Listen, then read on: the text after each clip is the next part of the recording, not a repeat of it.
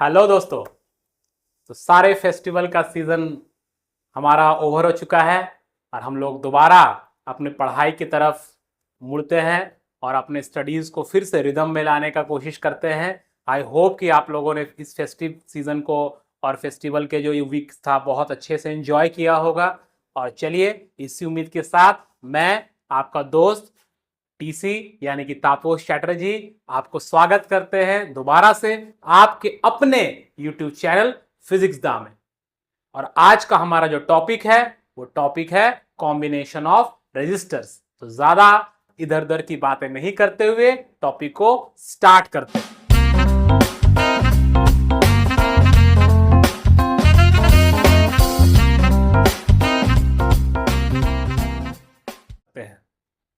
तो combination of resistors जो है दोस्तों वो आज का हमारा टॉपिक है। अब सवाल ये आता है कि ये रेजिस्टर्स को कंबाइन करने का जरूरत क्यों पड़ा और इस टॉपिक को हमें जानना क्यों पड़ता है।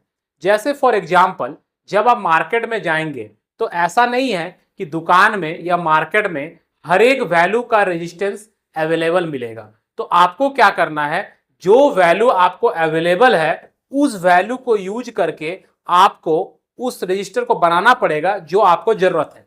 जस्ट एक उदाहरण के तौर पर अगर हम लोग मान लें कि आपने एक दुकान में गया और आपके पास 5 ओम का रजिस्टर और 10 ओम का रजिस्टर अवेलेबल है, बट आपको चाहिए 15 ओम का रजिस्टर। तो 15 ओम का रजिस्टर तो यहां पर दुकान में है नहीं, तब आपको इस 10 ओम और इस 5 ओम के रजिस्टर से ऐसा कंबाइन करना होगा कि उसका जो रिजल्ट आए वो 15 ओम के रजिस्टर का बराबर आए। उसको हम लोग इक्विवेलेंट या कॉम्बिनेशनल रेजिस्टेंस भी कहते हैं। या मान लीजिए कि आपके पास एक 5 ओम और एक 10 ओम का रेजिस्टेंस अवेलेबल है, ठीक है, और आपको जो है दूसरा कोई एक रेजिस्टेंस बनाना है, तो आप कैसे उसको कनेक्ट करेंगे कि कुछ सीरीज में कनेक्ट करेंगे, कुछ को पैरेलल में लेंगे, तो वो डिजायर्ड रेजिस्टेंस आपको मिल जाएगा। इसीलिए हम लोग कॉम्बिनेशन ऑफ रेजिस्टेंस पढ़ते हैं, बिकॉज हम लोगों को उनको कंबाइन करके जो हमारा रिक्वायरमेंट है उस सर्किट में वो हम लोग को अचीव करना है। तो चलिए देखते हैं कॉम्बिनेशन ऑफ रेजिस्टर्स को। तो हम लोग जानते हैं कि कॉम्बिनेशन ऑफ रेजिस्टर्स में दो तरह का बेसिक कॉम्बिनेशन होता है, ठीक है। क्या है वो दो तरह का कॉम्बिनेशन? एक है सीरीज, पहला है सीरीज। सीरीज को हिंदी में हम लोग क्या कहते हैं? सीरीज को हिंदी में हम लोग कहते हैं श्रेणी क्रम। सीरीज को हम लोग क्या कहते हैं? श्रेणी क्रम कहते हैं। श्रेणी का मतलब क्या होता है? एक श्रेणी में लगा हुआ रहता है, एक लाइन में लगा हुआ रहता है, एक वायर में लगा हुआ रहता है, ठीक है। तो जैसे मान लेते हैं कि हमारे पास 3 रजिस्टर्स है। ये एक रजिस्टर हो गया, ये एक रजिस्टर हो गया और ये एक रजिस्टर हो गया। इन तीनों को हम लोग एक के बाद एक लगा दे रहे हैं, तो इसे हम लोग सीरीज कॉम्बिनेशन या सीरीज कनेक्शन कहेंगे। मान लीजिए R1 हो गया, ये R2 हो गया और ये रजिस्टर का वैल्यू हो गया R3। अब इसे ले जाके हम लोग एक स्विच के थ्रू सप्लाई से जोड़ दिए, ठीक है। अब यहां पे देखिए, जब हम लोग इस स्विच को ऑन करेंगे दोस्तों तो क्या होगा? इस बैटरी से करंट फ्लो करेगा। मान लेते हैं वो करंट है I, करंट हो गया I। अब सपोज कीजिए कि आपके पास 3 इस तरह के पाइप्स हैं, ठीक है, 3 पाइप है। तो क्या इन तीनों पाइप से अगर यहां से पानी इन हो रहा है, वाटर मान लीजिए इन हो रहा है, यहां पे वाटर यहां से इन हो रहा है, ठीक है, और यहां से मान लीजिए वाटर आउट हो रहा है, वाटर यहां से आउट हो रहा है। तो क्या इन तीनों से अलग अलग पानी जाएगा या सेम अमाउंट ऑफ पानी जाएगा? यहां से अगर पानी जा रहा है मान लीजिए 1 लीटर, तो क्या वो पानी यहां पे 2 लीटर बन जाएगा या आधा लीटर बन जाएगा? ऐसा होगा। तो सेम अमाउंट ऑफ पानी तीनों से जाएगा क्योंकि तीनों सीरीज में कनेक्टेड है। सिमिलरली यहां पानी का जगह पे कौन आ गया? करंट आ गया। तो तीनों से जो करंट जाएगा दोस्तों वो सेम करंट रहेगा I। तीनों से सेम करंट जाएगा। क्यों ऐसा हो रहा है? बिकॉज करंट का जाने का और कोई रास्ता है नहीं। क्योंकि एक बात और आपको दिमाग में रखना है। क्या दिमाग में रखना है दोस्तों? ये दिमाग में रखना है कि जितना करंट बैटरी के पॉजिटिव टर्मिनल से, ये बैटरी का पॉजिटिव टर्मिनल होता है, ये नेगेटिव टर्मिनल होता है, जितना करंट बैटरी के पॉजिटिव टर्मिनल से निकल रहा है पूरे सर्किट को घूमने फिरने के बाद उतना ही करंट नेगेटिव टर्मिनल में आ जाना चाहिए, नहीं तो वो सर्किट कंप्लीट नहीं होगा। तो अगर आप यहां से आई करंट निकल रहा है, वो आई करंट ही फिर वापस आपका नेगेटिव में आ गया, इसका मतलब आपका सर्किट कंप्लीट है। तो सीरीज में सबसे पहला ध्यान ये देना है, current through the resistors, current through the resistors क्या होगा दोस्तों? Will be same, will be same. तो ये हो गया सीरीज का पहचानने का पहला तरीका। क्या तरीका है, कैसे हम लोग समझेंगे कि दो या तीन रेजिस्टेंसेस अगर कनेक्टेड है, वो सीरीज में है, तो देखना है कि करंट्स क्या उनमें से सेम जा रहा है। अगर करंट सेम जाएगा तब वो सीरीज कनेक्शन में है। ठीक है, तो ये हो गया सीरीज को पहचानने का तरीका कि करंट उसमें सेम रहे। चलिए अब इस सर्किट को सॉल्व करते हैं। अब देखिए रेजिस्टेंस तो सबका अलग अलग है, तो रेजिस्टेंसेस जब सबका अलग अलग होगा तो पोटेंशियल डिफरेंस जो होगा वो भी सबका अलग अलग आएगा। ये बैटरी जो हम लगा रहे हैं इसका पोटेंशियल डिफरेंस भी मान लेते हैं, means this is the applied potential difference. ये हो गया अप्लाइड पोटेंशियल डिफरेंस, शॉर्ट में इसको पीडी लिख रहे हैं, this is the applied potential difference, मतलब बैटरी कितना वोल्ट का है वो। अब हर एक रेजिस्टेंस के अक्रॉस जो वोल्ट रहेगा वो अलग अलग आएगा। तो ये जो वोल्ट्स अलग अलग आएंगे दोस्तों, तो इसका वोल्ट प्लस इसका वोल्ट प्लस इसका वोल्ट को ऐड करेंगे, that should be equal to the applied potential difference. मतलब अगर ये अप्लाइड पोटेंशियल डिफरेंस 10 वोल्ट का है तो इनका पोटेंशियल डिफरेंस, इस रेजिस्टेंस का पोटेंशियल डिफरेंस और इस रेजिस्टेंस का पोटेंशियल डिफरेंस निकाल के अगर हम लोग सम करते हैं, उसको जोड़ते हैं, तो 10 वोल्ट आ जाना चाहिए। करेक्ट? तो चलिए करते हैं हम लोग। तो V, that is applied potential difference, will be equal to V1 plus V2 plus V3। अब यूजिंग ओम्स लॉ हम लोग क्या लिख सकते हैं? Using Ohm's law, Ohm's law को यूज करें तो हम लोग जानते हैं कि V, that is the potential difference, is equal to current into resistance होता है। तो हमारा इक्वेशन हम लोग ऐसे लिख सकते हैं, V इक्वल्स टू क्या हो जाएगा? V1 that is I into R1, क्योंकि करंट तो तीनों से सेम जाएगा, सो I इंटू R1, इसका कितना हो जाएगा?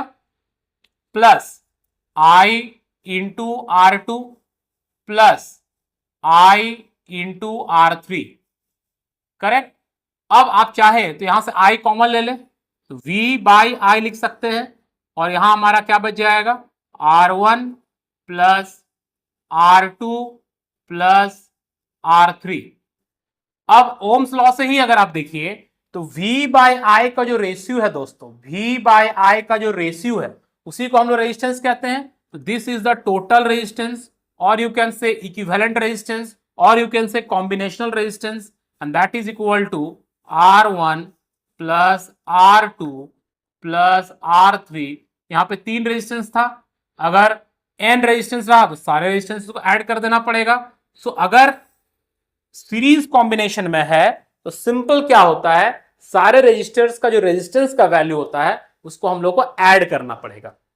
मतलब अगर हमारे पास एक 5 ओम का रेजिस्टर है और एक 10 ओम का रेजिस्टर है, उससे हमको 15 ओम बनाना है, तो दोनों को सीरीज में कनेक्ट कर देना होगा, we will get 15 ohm, because 10 और 5 को ऐड करने से 15 आता है।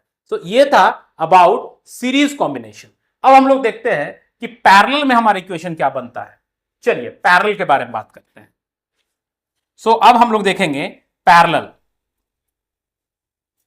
पैरेलल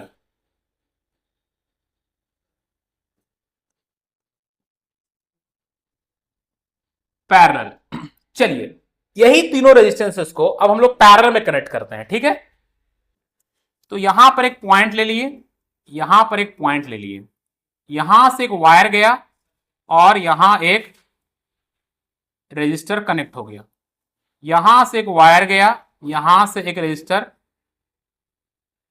कनेक्ट हो गया, यहां से एक वायर गया, यहां एक रजिस्टर कनेक्ट हो गया।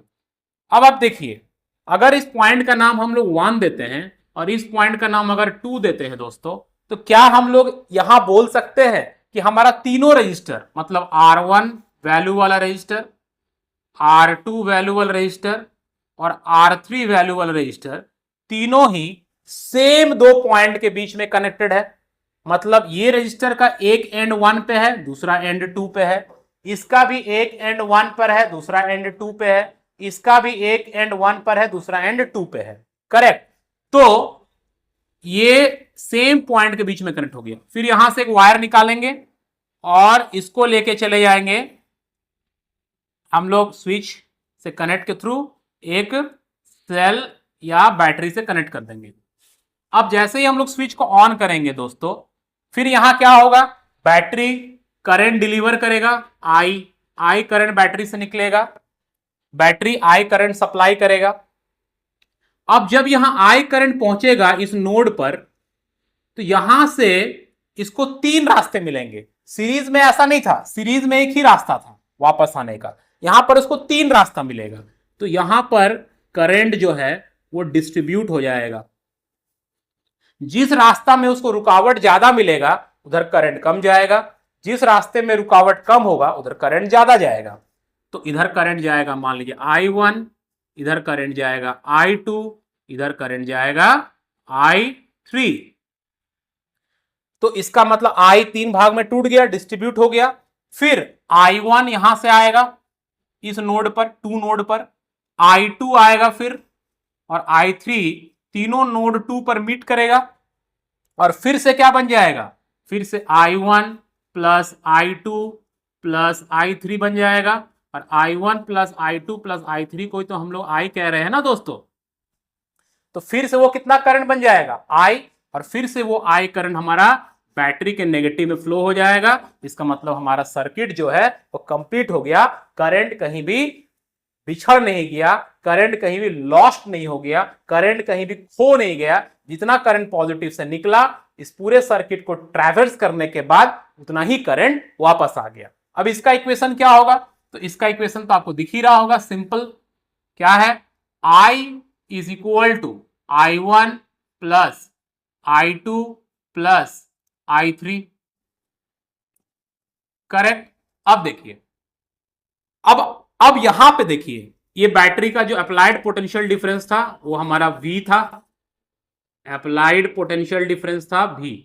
अब एक चीज ध्यान दीजिए, क्या ये बैटरी का एक एंड उसी 1 पॉइंट पे कनेक्टेड है जहां से इन तीनों रजिस्टर का भी एक एंड कनेक्टेड था, और दूसरा एंड उस 2 पॉइंट पे कनेक्टेड है जहां पर इन तीनों रजिस्टर का भी 2 पॉइंट कनेक्टेड था। मतलब ये तीनों रजिस्टर तो आपस में पैरेलल में है ही, उनके साथ ये बैटरी भी पैरेलल में कनेक्टेड है।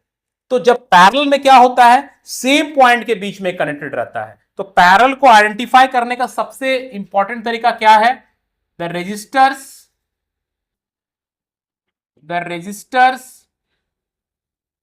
will be connected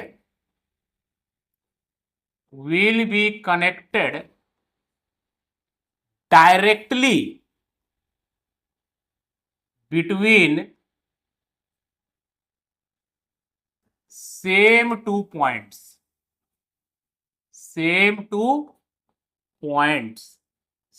2 पॉइंट के बीच में कनेक्टेड होना चाहिए। Clear, the resistors will be connected directly between same 2 points. और उस समय क्या होगा, the potential difference will be same. So parallel में क्या होता है दोस्तों, पोटेंशियल डिफरेंस जो होगा वो सेम हो जाएगा सबके अक्रॉस। और आप चीज देखिए, यहां भी पोटेंशियल डिफरेंस, इस रजिस्टर के अक्रॉस का पोटेंशियल डिफरेंस और इसके अक्रॉस का पोटेंशियल डिफरेंस क्या होगा, सेम हो जाएगा। और कितना होगा, उतना ही होगा जितना बैटरी का पोटेंशियल डिफरेंस है। क्यों, क्योंकि तीनों रजिस्टर के साथ बैटरी भी पैरेलल में है। तो हम लोग ओम्स लॉ यूज करके क्या लिख सकते हैं, I1 को लिख सकते हैं V/R1 प्लस I2 को लिख सकते हैं V/R2 और I3 को लिख सकते हैं V/R3। ठीक है, अब V कॉमन ले आइए तो I/V equal to 1/R1 plus 1/R2 plus 1/R3। और हम लोग ओम्स लॉ से आप देखिए कि V/IR होता है तो I/V क्या होगा, 1/R हो जाएगा। तो 1/R that is 1 by equivalent resistance या combinational resistance is equal to 1/R1 plus 1/R2 plus 1/R3। This is the formula to calculate equivalent resistance अगर वो पैरेलल में कंबाइंड है। ठीक है, बात समझ में आ गया।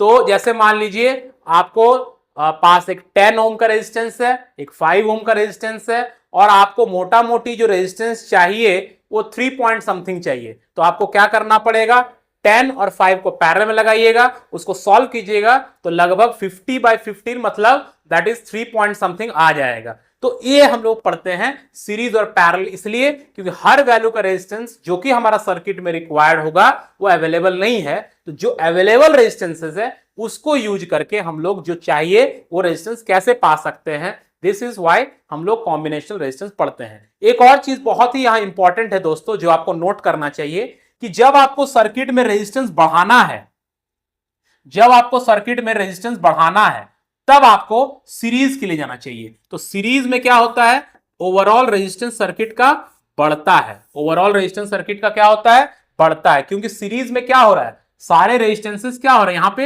ऐड हो रहे हैं। जैसे मैंने आपको एक एग्जांपल दिया कि आपके पास एक 5 ओम का रेजिस्टर है और 10 ओम का है। अगर आप इसको सीरीज में करेंगे तो आपको जो ओवरऑल रेजिस्टेंस मिलेगा, जो कॉम्बिनेशनल रेजिस्टेंस का वैल्यू आएगा वो 15 आएगा, 5 से भी बड़ा आएगा, 10 से भी बड़ा आएगा। लेकिन अगर आप इसको पैरेलल में करते हैं तो 3 पॉइंट समथिंग आएगा। तो जब आपको सर्किट में रेजिस्टेंस को डिक्रीज करना है, सर्किट में रेजिस्टेंस को कम करना है, ओवरऑल करंट को बढ़ाना है और यहां पर रेजिस्टेंस को बढ़ाना है तो करंट यहां कम हो जाएगा, यहां पर पैरेलल में रेजिस्टेंस कम हो जाएगा तो करंट बढ़ जाएगा। तो अगर मान लीजिए ऐसा हो रहा है कि आपके घर में कोई सर्किट है, ज्यादा करंट आ रहा है जिसके कारण फ्यूज उड़ जा रहा है या अप्लायंस में डिस्टर्बेंस आ रहा है, तो आप रेजिस्टेंस को सीरीज में जोड़ दीजिए। आप बहुत ब्यूटीफुल सा एग्जांपल देख सकते हैं यहाँ पे। आप देखिएगा कि आपके कार में या बहुत सारे ऐसे डिवाइसेस में छोटा सा एलईडी लगा हुआ रहता है, उस एलईडी के साथ एक रेजिस्टेंस भी कनेक्टेड रहता है। रेजिस्टेंस दिखता कैसे है, आप देखिएगा तो रेजिस्टेंस कुछ ऐसा दिखता है दोस्तों, इस तरह का आकार में रेजिस्टेंस दिखता होगा और यहाँ पर कुछ मार्किंग्स किए हुए रहते हैं कलर कोडिंग का जो उस रेजिस्टेंस का वैल्यू बताता है। फिलहाल हम लोग उस वैल्यू को कैलकुलेट करने की तरफ नहीं जा रहे हैं। तो ये रेजिस्टेंस ऐसा दिखता है, तो इस रेजिस्टेंस को उस एलईडी में कनेक्टेड रहता है और उसको अगर आप सप्लाई में भी लगाएंगे तो एलईडी जलेगा। और आप क्या कीजिए, फिर उस रेजिस्टेंस को निकाल के सप्लाई में लगाइए, देखिएगा कि वो एलईडी जल जाएगा। क्यों ऐसा हो गया, क्योंकि वो रेजिस्टेंस सीरीज में कनेक्टेड था एलईडी के साथ, तो एलईडी का रेजिस्टेंस प्लस उसका रेजिस्टेंस ऐड हो रहा था तो करंट कम हो गया। तो जहां करंट को कम करना है, रेजिस्टेंस को बढ़ाना है, वहां हम लोग सीरीज कॉम्बिनेशन फॉलो करेंगे। और जहां पर हमें रेजिस्टेंस को कम करना है, करंट को बढ़ाना है, तो वहां पर हम लोग पैरेलल कनेक्शन की तरफ जाएंगे। तो आई होप कि सीरीज और पैरेलल का जो बेसिक आइडिया है वो आपका क्लियर हो गया। अब हम लोग कुछ सर्किट्स को सॉल्व करते हैं, अब देखते हैं कि कैसे ये नॉलेज को यूज करके हम लोग सर्किट्स को सॉल्व कर पाएंगे। चलिए तो सर्किट्स को सॉल्व करते हैं। पहला क्वेश्चन है, आपके पास मान लीजिए एक सर्किट है इस तरह का, यहां एक रेजिस्टेंस है, यहां एक रेजिस्टेंस है, यहां एक रेजिस्टेंस लगा हुआ है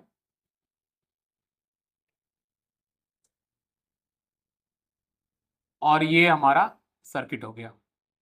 ये पॉइंट है ए और ये पॉइंट है बी, और ए और बी पॉइंट के बीच में हमें रेजिस्टेंस निकालना है कि ओवरऑल इक्विवेलेंट रेजिस्टेंस कितना आएगा। मान लेते हैं ये 2 ओम हो गया, ये 4 ओम हो गया, ये 10 ओम हो गया, ये भी 10 ओम हो गया, ये भी 2 ओम हो गया और ये भी 4 ओम हो गया, जस्ट फॉर एग्जांपल। ठीक है, तो हमें फाइंड आउट करना है कि ए और बी ये जो पॉइंट्स है इनके बीच में ओवरऑल रेजिस्टेंस या इक्विवेलेंट रेजिस्टेंस या कॉम्बिनेशनल रेजिस्टेंस कितना आ रहा है ए और बी पॉइंट के बीच में। तो देखिए ए और बी पॉइंट के बीच में का मतलब है कि हम लोग सपोज कर सकते हैं, यहां कोई बैटरी नहीं बना हुआ है, बैटरी बना भी रह सकता है, तो हम लोग को सपोज करना है कि इसके बीच में ही हमारा सप्लाई लगा हुआ है, बैटरी लगा हुआ है, मतलब करंट ए से घुस रहा होगा और बी से निकल जा रहा होगा। अब देखिए जब सर्किट को हम चलेंगे तो ऐसे चलेंगे, ऐसे चलेंगे, ऐसे चलेंगे। आप लोग बोल सकते हैं ये दोनों सीरीज में है, बिल्कुल सीरीज में है, ये दोनों भी सीरीज में है, बिल्कुल सीरीज में है, और ये दोनों पैरेलल में है, करेक्ट, क्योंकि ये दोनों सेम पॉइंट से कनेक्टेड है। तो इन दोनों को सॉल्व कर दीजिए, इन दोनों को सॉल्व करके हम लोग क्या लिख सकते हैं, 6 ओम लिख सकते हैं, क्योंकि सीरीज में है, क्योंकि करंट यहां से जो जाएगा वो यहां से ही पार होगा। यहां करंट भले बटेगा लेकिन यहां तो करंट सेम जाएगा, और जब करंट वापस बी में आएगा तो यहां और यहां भी करंट सेम जाएगा। ये भी सीरीज में हो गया, इसका भी हो गया 6, और ये दोनों पैरेलल में आ गया। तो इनका पैरेलल कितना आएगा, 1/10 प्लस 1/10, 2/10, मतलब 5 आ जाएगा। 2/10 तो उल्टा करेंगे उसको, बिकॉज 1/r रहता है, तो इसका 5 आ जाएगा। तो ओवरऑल सर्किट हमारा कैसा दिखेगा, ओवरऑल सर्किट हमारा दिखेगा ऐसे, यहां हो जाएगा 6 ओम, ठीक है, यहां भी हो जाएगा 6 ओम, ठीक है, और 1/10 प्लस 1/10 हम लोग किए तो 2/10 आया, 2/10 मतलब 1/5, तो इसका आर हो जाएगा 5 ओम, करेक्ट। सो अब हमारा फाइनली जो इक्विवेलेंट रेजिस्टेंस आएगा दोस्तों वो कितना हो जाएगा, 6 प्लस 5 प्लस 6, तो दैट इज 17 ओम आ जाएगा, करेक्ट। सो ये हो गया एक सर्किट को किस तरह से हम लोग सॉल्व कर रहे हैं। एक और सर्किट देखते हैं। मान लीजिए कि आपके पास एक ऐसा सर्किट दिया हुआ है,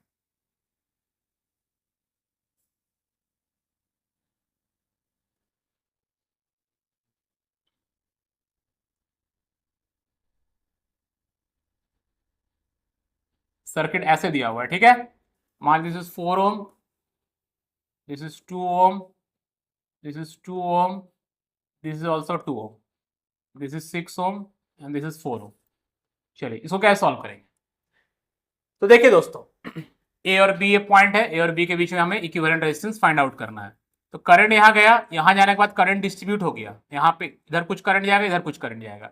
अब इधर जो करंट जाएगा वो तीनों में से सेम पार करेगा, और फिर इधर वाले करंट्स को मीट करेगा, और फिर जैसे मान लीजिए यहां से अगर हम जस्ट एग्जांपल मान लेते हैं 5 एम्पियर करंट गया, ठीक है, जस्ट एग्जांपल, इधर कुछ करंट चला गया, इधर मान लीजिए चला गया 3 एम्पियर, ठीक है, इधर जाएगा 2 एम्पियर।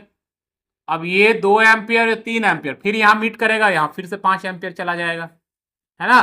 तो आप देख सकते हैं कि 3 एम्पियर इससे ही पार हुआ, 3 एम्पियर इससे ही पार हुआ, 3 एम्पियर इससे ही पार हुआ, तो ये तीनों सीरीज में आ गया। तो उनको सम अप कर दीजिए, उनको सम कर देंगे तो 6 हो जाएगा। तो हमारा सर्किट सिंप्लीफाइड होकर कैसा दिखेगा, यहां 4 ओम है, यहां भी 4 ओम है, यहां पे एक 6 ओम है, और इन तीनों को सॉल्व किए तो इन तीनों का भी कितना आ गया, 6 आ गया।